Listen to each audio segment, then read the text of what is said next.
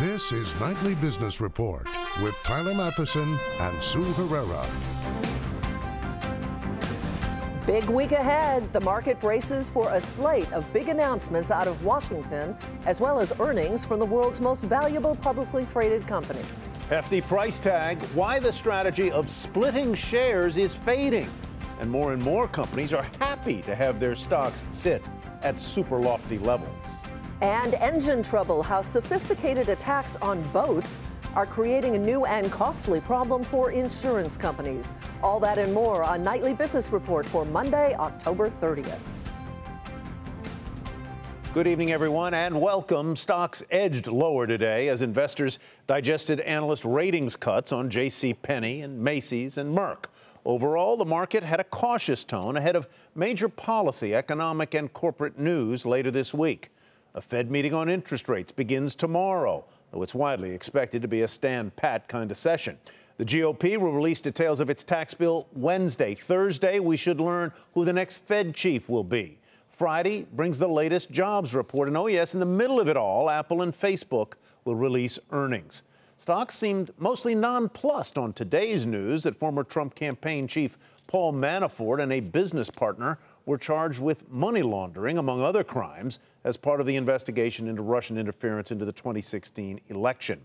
Both men pleaded not guilty. Here's how stocks fared today. The Dow lost 85 points to 23,348. Merck, the biggest loser in the Dow, down 6%, as we mentioned, on several downgrades after pulling a key cancer drug. The Nasdaq slipped 2, and the S&P 500 gave back 8. Stocks took a bit of a dip midday after one media report hinted that a cut in the corporate tax rate might not happen at all, or at least not all at once. And that's just the big warm-up for the big reveal that, as we mentioned, is expected Wednesday. Ylan Mui has more from Washington. Republicans are hashing out the final details of their tax plan this week, and a new report suggests it could include a gradual reduction in the corporate tax rate.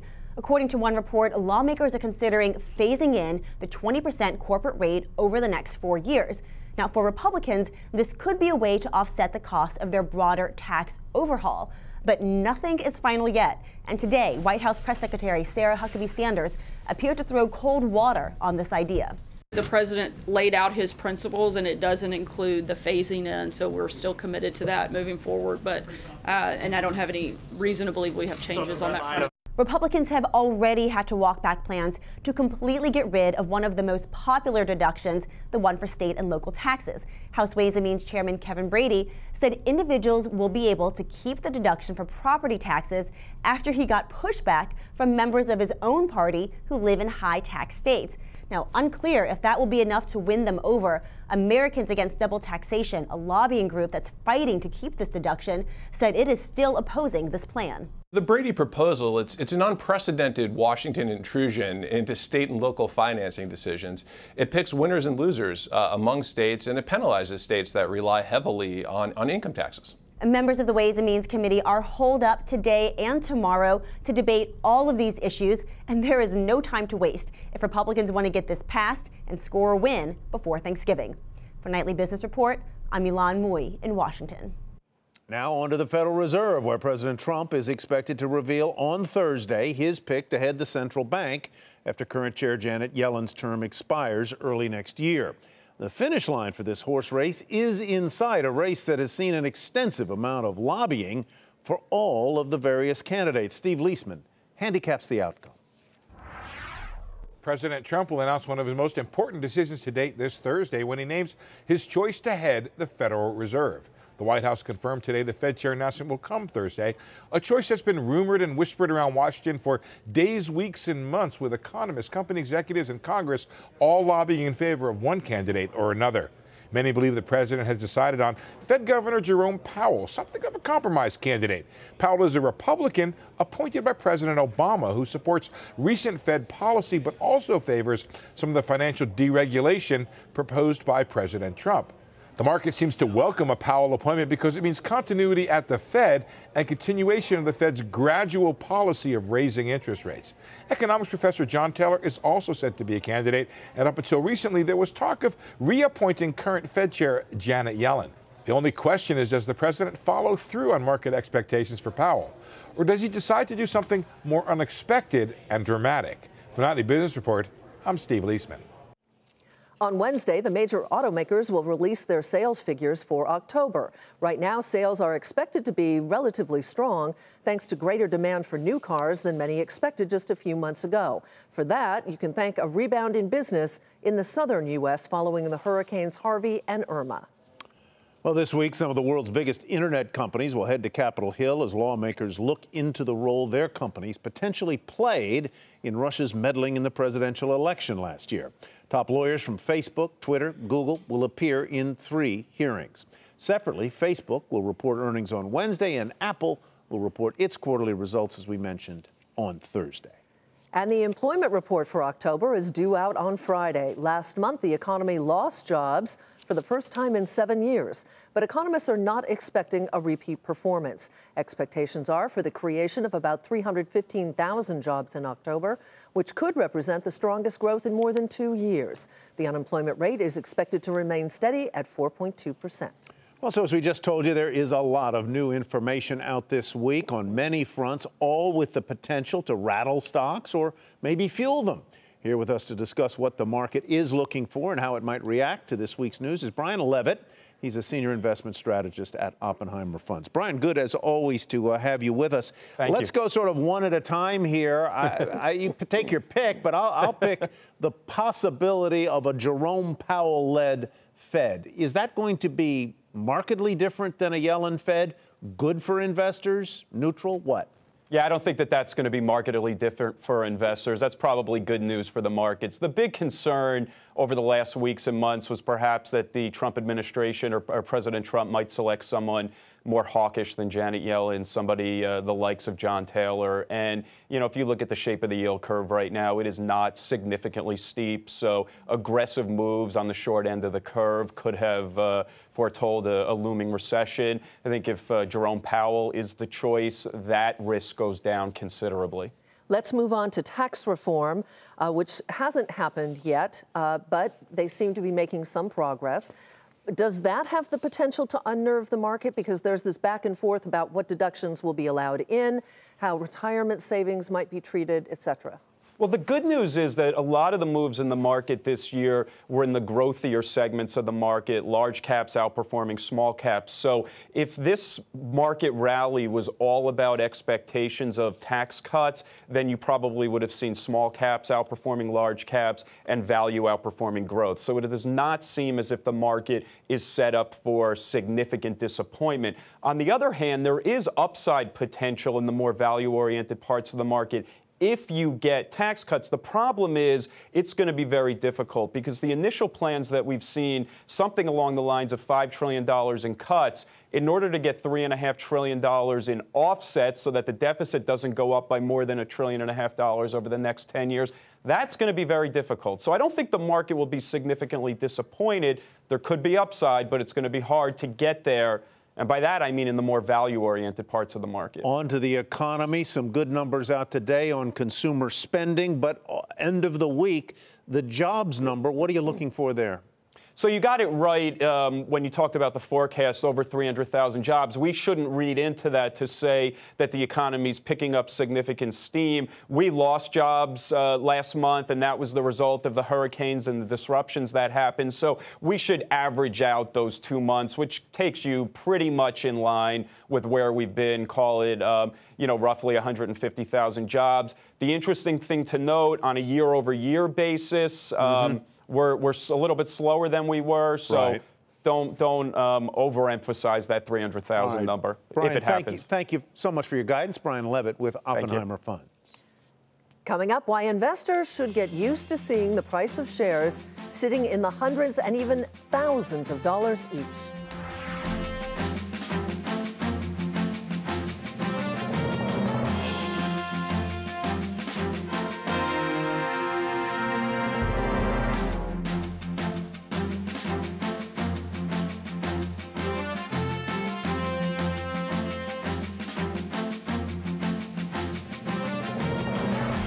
Consumers are taking out their wallets. Spending recorded its biggest increase in more than 8 years, in part because of a rise in vehicle sales in Texas and Florida following those hurricanes. According to the Commerce Department, personal spending, which measures household spending on everything from cars to clothing to haircuts, rose 1% last month. Personal income, a measure that includes wages and government assistance, rose 0.4%. That was in line with estimates. A number of deals to tell you about. Lennar and its smaller rival CalAtlantic are merging to form the largest U.S. home builder by revenue. The price tag tops $5.5 billion, excluding debt. The companies hope the combination will allow them to better handle some of the challenges facing the housing market, such as a shortage of labor. The merger announcement sent shares of CalAtlantic soaring and Lennar falling. For-profit colleges Strayer and Capella plan to merge in a nearly $2 billion deal. The tie-up will create one of the country's largest for-profit college companies, and together they will reach 80,000 students across all 50 states. They will continue to operate as independent and separately accredited institutions. Shares of both companies higher in trading today. Constellation Brands has become the first major beer and spirits company to invest in legal marijuana. The deal is considered by some to be a precedent-setting move for an industry that has largely remained on the sidelines of growth in legal cannabis. Landon Dowdy has the details. Constellation Brands is chasing a new kind of buzz. The maker of Corona taking a nearly 10% stake in Canada-based Canopy Growth. Canopy is the world's largest publicly traded cannabis company with a market valuation of about $1.7 billion. Constellation is planning to work with the grower to develop and market cannabis-infused beverages as the company looks to grow beyond imported beers like Modelo or Corona. The move by CEO Rob Sands is seen as a big bet on the nationwide legalization of marijuana in the U.S. Sands saying, quote, "Our company's success is the result of our focus on identifying early-stage consumer trends, and this is another step in that direction." The brewer's big bet highlights the long-debated question of whether booze and pot go hand in hand or if weed kills beer's buzz.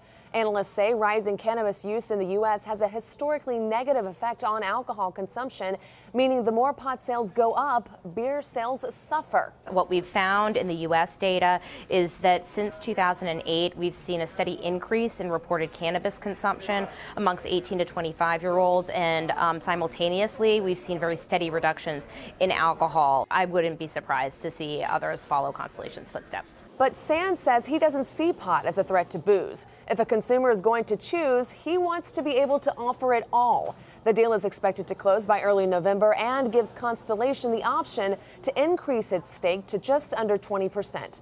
For Nightly Business Report, I'm Landon Dowdy. Well, as we mentioned to you on Friday, two high-profile stocks are now trading above $1,000 a share. Amazon and Google parent Alphabet pushed higher last week after they reported strong earnings. And those are just two of many stocks trading at high levels. And when you see prices like that, you might wonder why the companies don't split their shares to make them more affordable. Dominic Chu wondered the same thing.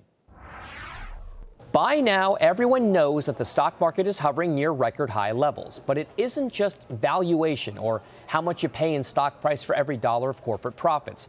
It's also just plain old how much you pay in stock price, period. As of last week, the average price of a share of stock in the S&P 500 stood at $103. According to analyst Howard Silverblatt of S&P Dow Jones Indices, that's the highest on record. And there's a number of reasons why a company would want to see a higher share price. I think now there's a sort of a badge of honor to have a high stock price. Where companies like Amazon, breaching 1,000, while Apple is over 200, and certainly Berkshire Hathaway. But all in all, it's really a sort of a cachet, if you will, of having an exclusive and a high price commodity. Those higher per share prices are a result of a trend away from stock splits. Fewer companies are opting to split their shares. Silverblatt notes that this year there have only been 5 S&P 500 stock splits. There were only 8 in all of 2016, compared to 102 in 1997. Companies used to split their stock prices, so if a stock got to be $200 a share, the company would just issue $4 for a one-stock split. The price would go down to $50, and the owner of one share would then own 4 shares. It wouldn't change the value of your position in that stock, but it would be easier for more investors to buy in. A higher per share price says nothing about an overall company or market's valuation, which does remain near multi-year highs. But as markets have evolved to be much more index fund and ETF driven, some argue there's been less demand from retail investors for buying and selling individual stocks. For Nightly Business Report, I'm Dominic Chu. Sales take off at the snack maker Mondelez, and that's where we begin tonight's market focus. After the bell, the maker of Oreos said cost cuts and stronger demand helped results top expectations. The company also said its international markets were a particular sweet spot. Shares initially took off in the extended hour session, but they finished the regular day down more than 3% to $39.30. Also after the bell, Texas Roadhouse said a rise in same-store sales helped overall revenue beat street estimates. Earnings were in line with expectations, and the company said it's well-positioned for continued growth. Shares were initially lower in after hours. They also closed down 1.5% during the regular session to $50.41. Allison Transmission, the provider of fully automatic transmissions to the commercial industry, saw sales grow at a faster clip than the company and analysts were expecting. Allison said that a rise in demand in North America helped top its own guidance. Profits were also better than expected, but still, shares fell about 1.5% to $42.30. The potential merger between Sprint and T-Mobile has reportedly hit a snag. CNBC says the telecom companies are having difficulty working through regulatory and pricing issues. Earlier reports said the two companies disagreed over who would have control over the combined entity and that Sprint owner SoftBank would withdraw from the deal talks. But CNBC says SoftBank won't take that step, at least not yet. Shares of Sprint down 9% to $6.34. T-Mobile shares off 5% at $59.58. The power producer Vistra Energy will buy Dynegy in an all-stock deal worth just under $2 billion. The combined company will have a market value of more than $10 billion and have power generating assets and retail businesses in some of the country's largest electricity markets. Shares of Vistra Energy fell more than 8% to $18.57, but Dynegy got a nice bump of 5% to $11.85. Chevron has reversed its decision to leave Bangladesh without giving a reason. The oil giant said it has decided not to sell its local subsidiaries to a China-based energy company. Instead, it said it will hold on to the assets and work to provide reliable and affordable energy for that country. Chevron shares rose a fraction to $114.39. It was 5 years ago today that Disney paid a hefty sum for Lucasfilm. Today, the purchase price seems like a relative bargain. And as Julia Borston reports, the payoff is centered around a galaxy far, far away. Disney's $4 billion purchase of Lucasfilm back in 2012 has paid off. Since then, the two films it's released, The Force Awakens and Rogue One, have together brought in over $3 billion at the global box office. The Force Awakens is still the third highest grossing movie of all time. Disney's acquisition of Lucas has been an absolute home run. It's hard to think of something they could have done with $4 billion that would have been better and more impactful for Disney than buying Lucas. And there are 3 more movies in the works, including The Last Jedi coming up in December. It's projected to bring in at least $1 billion globally. ComScore saying it could even hit a $2 billion global gross. And it's more than just the box office. Disney aims to bring Star Wars characters to every part of its business to exploit the popularity of the films in every way possible, from consumer products to parks. Toy sales alone between September 2015 and September 2017 brought in over $1.5 billion, according to NPD Group. And Macquarie Research predicts that this year, total consumer products and interactive media sales for Star Wars will top $5 billion. Lucasfilm also produces an animated Star Wars TV series for Disney XD and another for its YouTube channel. Disney could create more of this kind of short-form content for its direct-to-consumer app launching in 2019. Disney has an even bigger commitment to Star Wars at its parks, investing $1 billion in each of the new Star Wars lands set to open in 2019. The success of all of these investments hinges on ongoing interest in its Star Wars films. I think for Disney, the biggest concern is they've ascended to such heights of movie performance. I'm not convinced that they can get much bigger. They've kind of, I think, gotten to the peak. But that's a great place to be, and I think the view from there is really nice. And Lucasfilm's value is not just Star Wars. It also owns Indiana Jones, which Disney aims to reboot with a film scheduled for 2020. For Nightly Business Report, I'm Julia Borston in Los Angeles. Coming up, thieves know exactly what they're looking for, and it's not what you might think.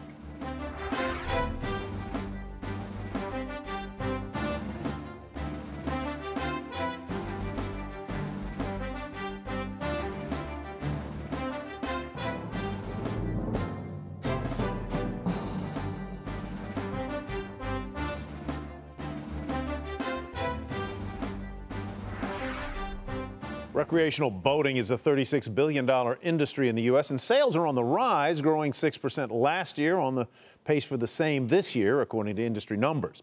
But thefts of boats are on the rise, too, and Contessa Brewer has learned that thieves now target not the boats, but the high-priced engines that they can easily steal. These criminals just broke into a boatyard. But they're not after the boats. They're after the valuable and more portable engines, specifically high-end Yamaha engines. Watch the surveillance video, and it's clear they know exactly what they're looking for. It's sickening and it's embarrassing, and it just makes you feel like a total helpless victim.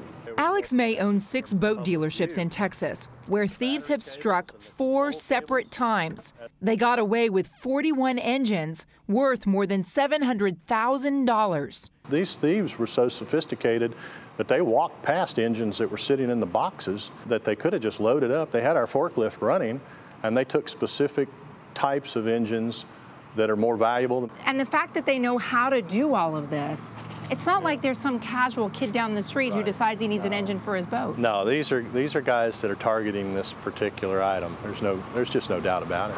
There's no national database compiling engine thefts, but industry experts say they are seeing a huge spike. Dan Rutherford oversees marine claims for a large insurance group. In my 35-year career, I've never seen as many outboards and as many units being stolen from as many marinas. How are they getting the engines out of wherever they're stealing them from? They're stealing trucks. They're breaking through the fences with the trucks. And they're 3 guys usually, and they're just lifting the engines and putting them on the truck bed. Here in the wealthy South Florida enclave of Gables by the Sea, we see expensive boat after boat docked on the Intracoastal Waterway. And so many of those highly sought-after Yamaha engines. Unfortunately, with the amount of waterways that we have here in Miami-Dade County, it is a target-rich environment, and sad to say, it is very easy for someone to try to steal a vessel like this, or engines, especially engines. We've been having a big influx of stolen engines and lower units. They could just pull up to the back of a vessel that's out of the water like this one, take off 6 bolts, take the lower unit, and take off.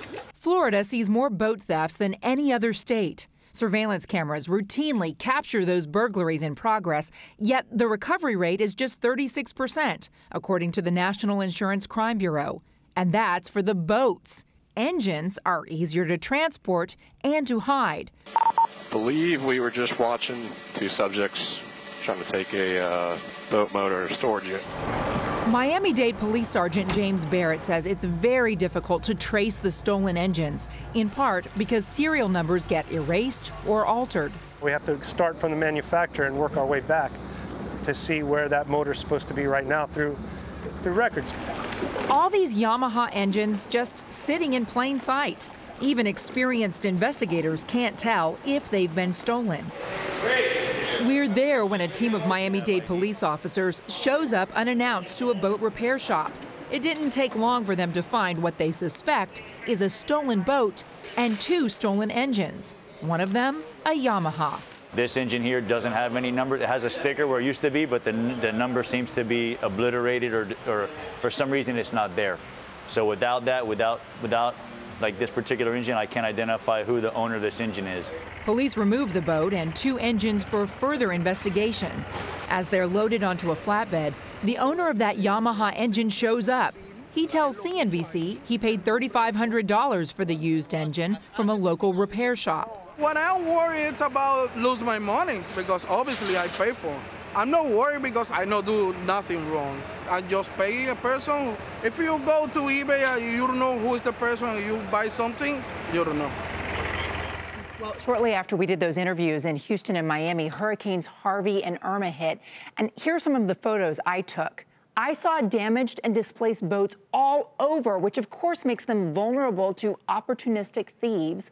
The insurance industry is already trying to get ahead of climbing claims, and it now may see a triple whammy: the storm, insurance fraud with people claiming damage from the storm, and thieves who use these disasters to their advantage. Why Yamaha?